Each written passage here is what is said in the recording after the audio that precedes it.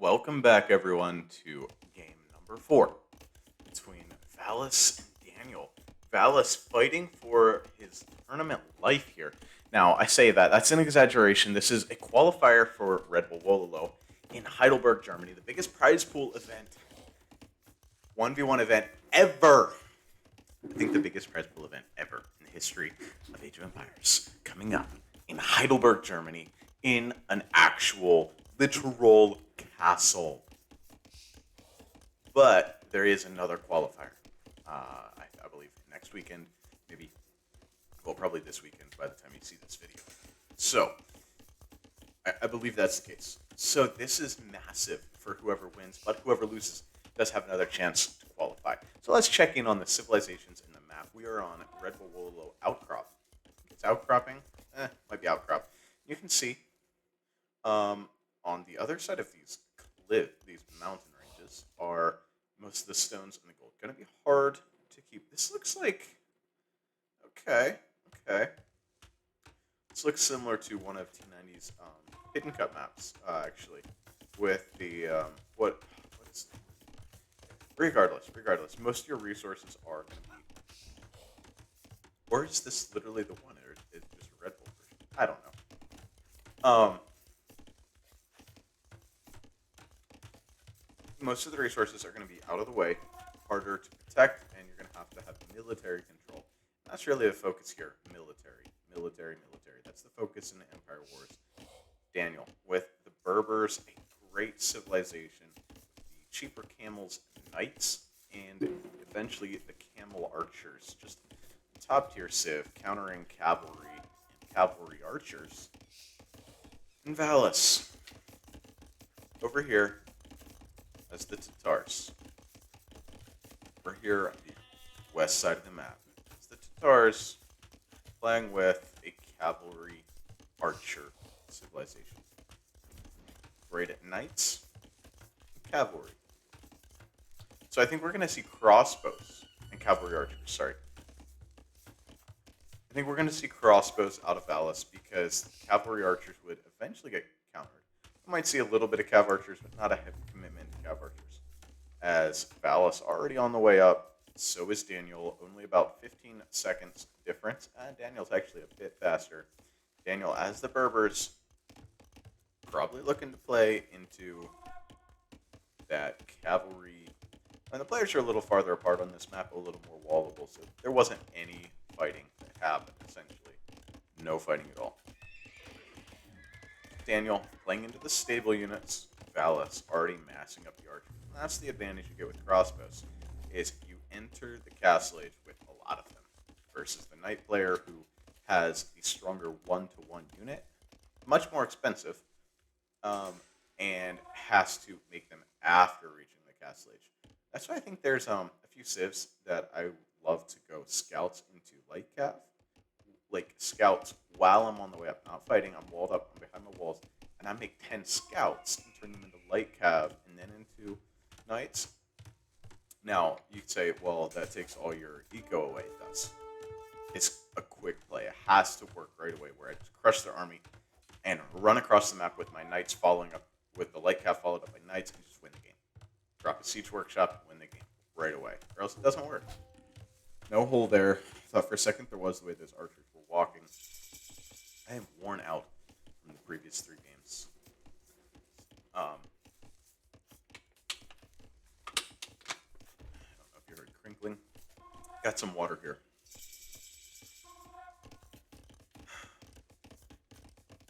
Valis looking for anywhere to apply pressure, but this is a very wallable map. Valis also moving out to secure some more extra resources. Going to secure a stone, about 5 trees. 1, 2, 3, 4, 5 trees, and a gold mine. Looking to break in, gonna do so, and Daniel going to let him. Daniel counting on the knights to be able to push back.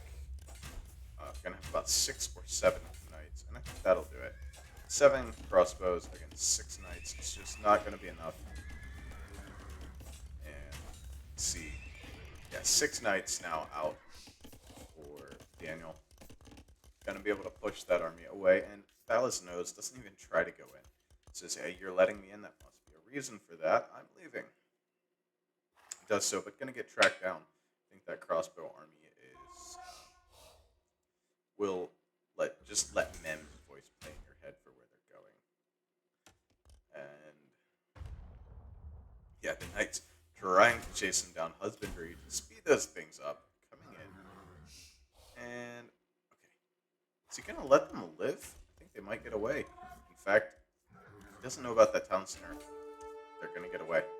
Crossbowmen getting away. You can see the military count, the cavalry archers on the way out now. And like I said, the cavalry archer played now is pretty good.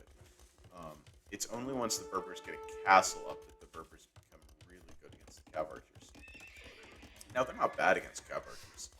They have, cheap knights, cheap camels, and, they have, actually, I think, an underutilized tool that the Berbers have against cav archers. Genitors. I think Genitors are designed to be good against cav archers, and I don't think anybody plays them that way. Now let's see. The armor, no armor in for Daniel on these knights, and that's kind of a. Oh no, both armors. Sorry, both armors completely in for Daniel on these knights, so he's able to charge in right under the town center and try to get some stuff. But Daniel Valas with these quick little house walls, building a nice little nook for those crossbows to sit, and Daniel saying, "All right, I've had enough of that." And these cav archers looking and poking and prodding. A lot of cav archers out here now. And you can't let those cav archers mess up. Ooh, 2 crossbowmen on this TC. Some knights need to come over and help that out. Because here come the cav archers. This is going to get denied. Daniel not going to be able to stop that. However, in here, killing more crossbows. Dropping another villager. I don't love it. He's going to lose so many. And he does. He loses all of those villagers. That town center is denied. The eco really rising for Valas, and Valas is saying, I'm not going away without a fight. You may have me down 3-0. That doesn't matter. I'm not going away without a fight. I'm coming back. Valas taking a nice control of this game at this point.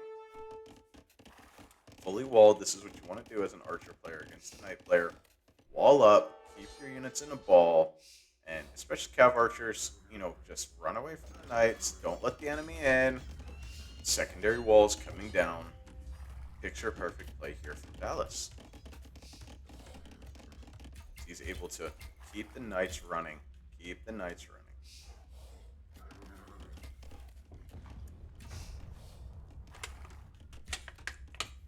Now he's missing bloodlines and maybe husbandry. Let's see. 50 HP, I think has husbandry, but no bloodlines.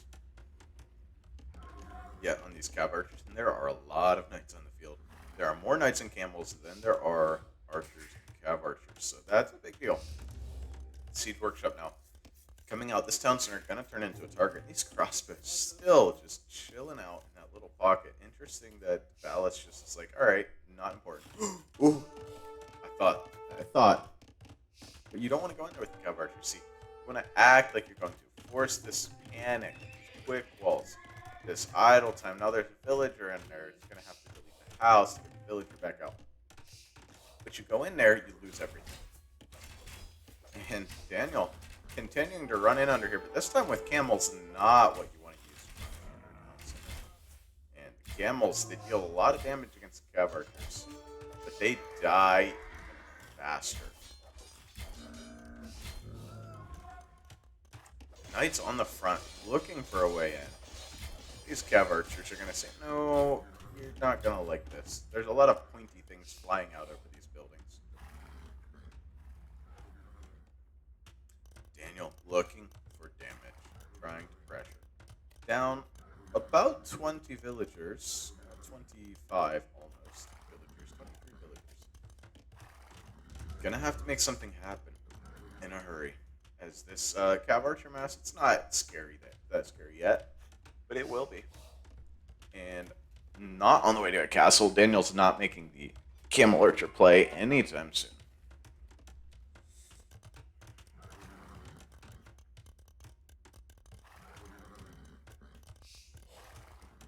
Just patrolling, waiting for the siege. Odd that he leaves this open. But wants the cav archers to run in so he can clean them up.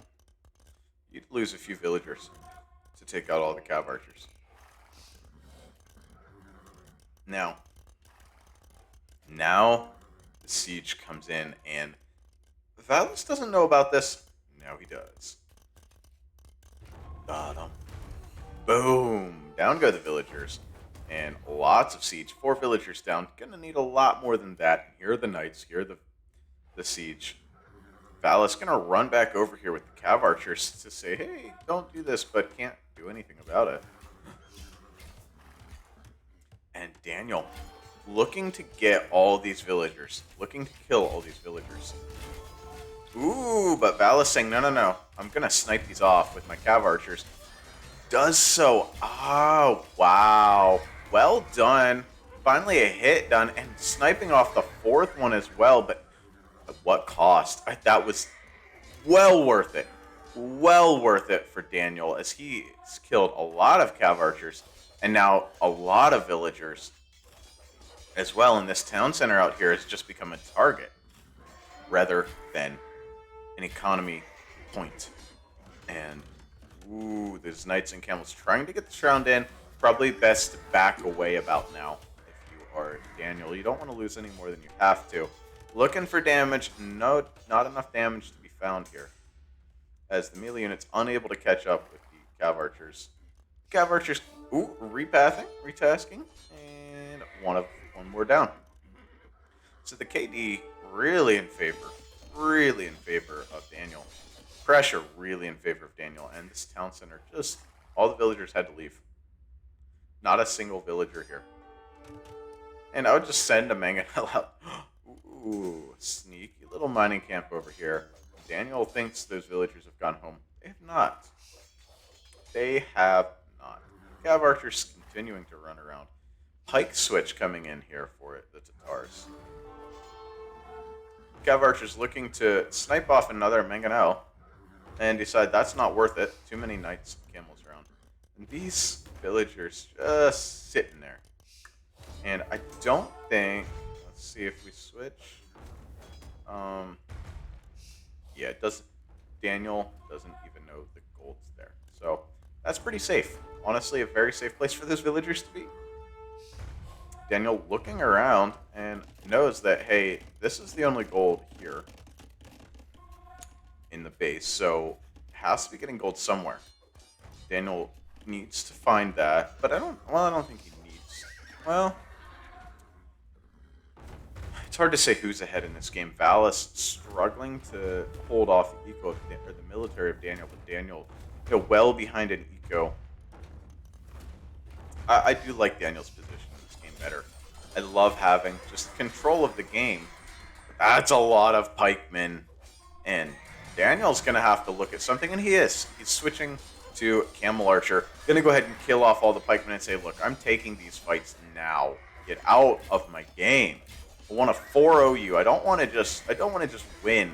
I want to win so convincingly that nobody even doubts my presence in Red Bull. Dallas is like, no, leave the base. The game is not over. The game is not yet over. Dallas just continuing to... It's dropping 2 more town centers over here, looking to lock down these resources. Daniel looking for raids, running in and out, and in and out, in and out. Bring the mangonels over here, and these villagers just contentedly mining gold in this little corner, very safely, because Daniel doesn't even know there's a gold mine there. And all these pikes, pros use pikes to dot, use siege to counter pikes. I don't. All right, I can't do that. But they just take the mangonels and sploosh all the pikes. So those pikes are in danger. A couple knights out here looking to deny these town centers, but not going to happen. But Daniel now has another point to attack. If he doesn't like attacking right up the gut, which he's doing right now. Daniel able to keep the villager numbers only 10 apart, with now 3 town centers to the 4, soon to be 4, of Valas. So at this point, it's a little more about military than it is about eco. But now Valas has a military to push Daniel back. don't think that Daniel can hold on to this much longer. And indeed he can't. He's got to run. He's got to get out of here. He's going to lose these mangonels. And unless he runs away with these knights, he's going to lose these knights. He realizes that. And he's like, nope, I'm out of here. Dipsy doodles away. And gets a parting shot in. Ah, he doesn't. Does not dipsy doodle away. Takes the fight, wrecks the pikes. And gonna run back in. I don't think this is the play. There's more and more pikes. And pikemen are pretty cost effective against knights, even though they don't win a 1-to-1. So Daniel's taking these fights with big numbers advantage, but nonetheless, Valas chipping away at that army again. And ooh, that knight swings around, and one more. Gets it. His dying breath, he throws the sword across, destroys that mangonel. Daniel raiding here, there, and everywhere. 5 TCs now. The villager numbers essentially the same. Military numbers essentially the same. Map control still in favor of Daniel as he's just everywhere with these knights. This is what you want to do as a knight player. Just be everywhere. Have the pressure. Putting on so much pressure that your opponent cannot move, cannot feel comfortable, cannot feel safe in his own home. You want your knights in his home as much as his villagers are in his home. That's what we're seeing here. Town center being added in these vills. That's actually going to turn out to be pretty massive. 8 unobstructed gold miners. The whole game just sitting there mining gold on a gold mine. Daniel hasn't even scouted. Why scouting so important? Not that I'm blaming Daniel for that. Like, that's not something he really needs to know about. It's just if he did. Ooh, lots of villager kills coming in here again for Daniel. Man, with the 50 to 8 KD, eco KD. 49 to 8. And knights just everywhere, man. Everywhere. Running in and running out and running in and running out. Daniel taking control of this gold mine. And dropping the castle. There it is. The castle and camel archers are going to begin coming out. Daniel knows he just has to keep the game relatively even until the camel archers come out. And once he gets a mass of camel archers, it's game over. And now he has the buildings he needs to go to the Imperial Age. So he can really think about Imperial Age. I don't know that he wants to, but has the buildings, has a nice solid eco, can get there in a hurry. Just, nice little stats there. 2 buildings or a castle, boom, has it.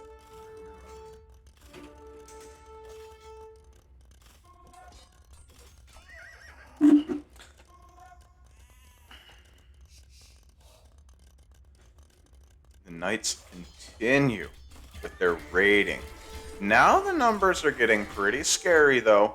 Pikemen everywhere. And some of these villas should be garrisoned in that TC. That's unfortunate.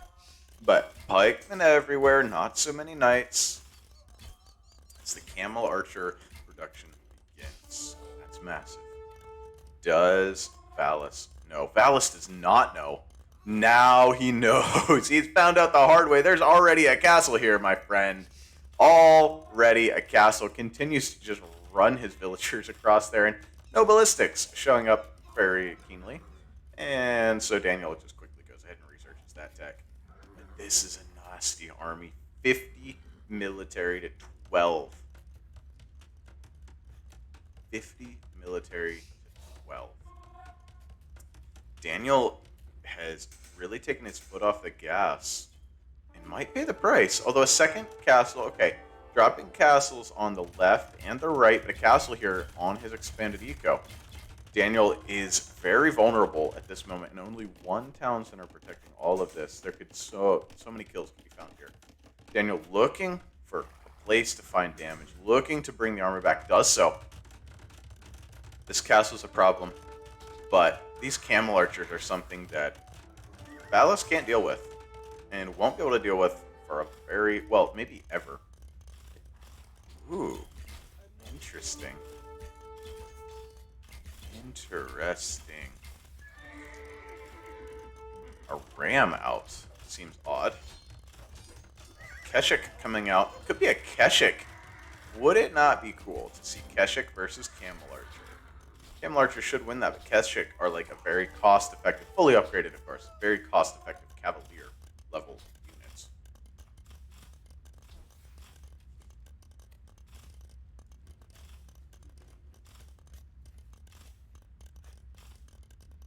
This game is it's a close one. And Daniel did choose to go up, but has almost no military. So this is the time window. This is the time window. And here comes Valas. Valas realizes that this is his time window and is pressuring, pushing on the offensive. There's not enough here to protect this eco of Daniel. Daniel's eco is going to be in trouble. But another castle added here. Camel Archer production beginning in earnest. And Imperial Age on the way. 3 castles producing Camel Archers. It's quickly going to turn into an army that Valas cannot do anything about. A towers being added just as a place to hide from the Cav Archers. Those are good places to hide from Cav Archers. Towers are great to hide from Cav Archers. They deal a lot of damage. These Camel Archers finding their way into a pretty bad fight. Not something you want to deal with right now.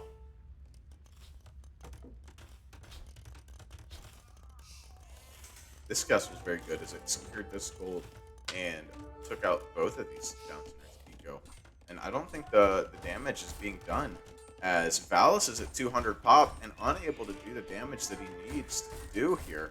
Switching into Light Cav. So Light Cav, Skirmisher against the Camel Archer. Interesting play. Not a bad one. Not a bad one at all. These villagers finally sent away, cleaned up, and killed over here on the right hand side. The Eco KD 86 castle comes up just in time in the back of Daniel's base. Daniel buying some of that castle. Daniel now very well protected in the back of his own base. The food eco not really there anymore, but Daniel has switched into a unit that doesn't cost food, so doesn't need that food eco anymore. Bleeding villagers, but it's okay. Still ahead in the villager numbers, certainly ahead in the villager KD. And creating an army that can't be countered, but really only 19 of them. And here come the skirmishers. There's going to be a lot of skirmishers out. Valas needs to think about, Valas out of gold. Interesting. There's golds all up in here. Valas not taking any of them. Looking to take gold over here by the castle.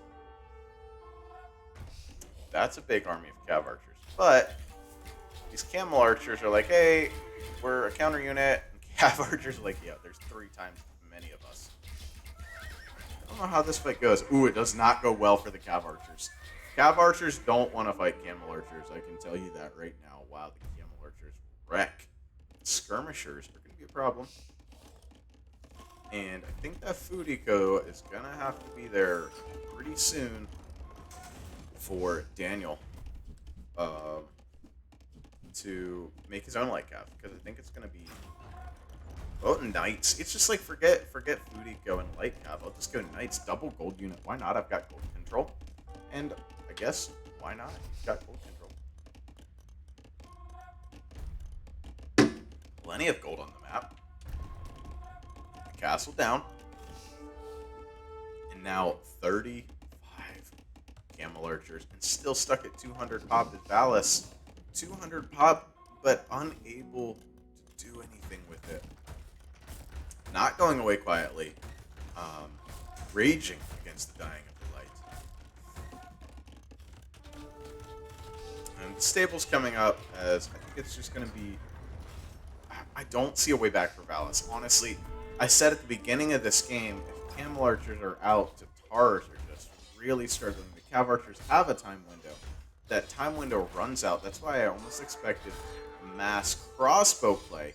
Not what we got. These Camel Archers are going to die. That's not what we got. But look at these Camel Archers.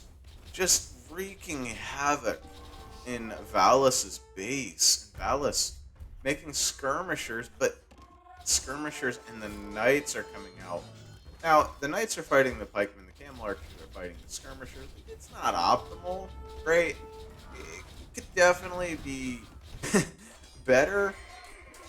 And no villagers in this town center to shoot down these units. Here come a few camel archers to help out this fight. Make a big difference. But I think the pikemen whittled down to almost nothing, and the cav archers. I don't see Valis' play. Valis has this massive cav archers. He can't fight with them. There's nothing he can do with them. They're a useless army, essentially, at this point. Because they're countered by a unit that's just as fast, and there's more of, and has imperialated upgrades. These are not elite camel archers, but they're camel archers with imp upgrades. And these skirmishers, yeah, the skirmishers are great here. Not in these numbers. As we saw, not in these numbers. And this is going to be the last fight. Valis is going to call the GG here, and it's going to go out of this qualifier and look to qualify next week, because this is not happening for you today, Valis. Daniel is ready to play. Showing up, showing out, just showing the kind of strength that he has in this game. What play by Daniel today.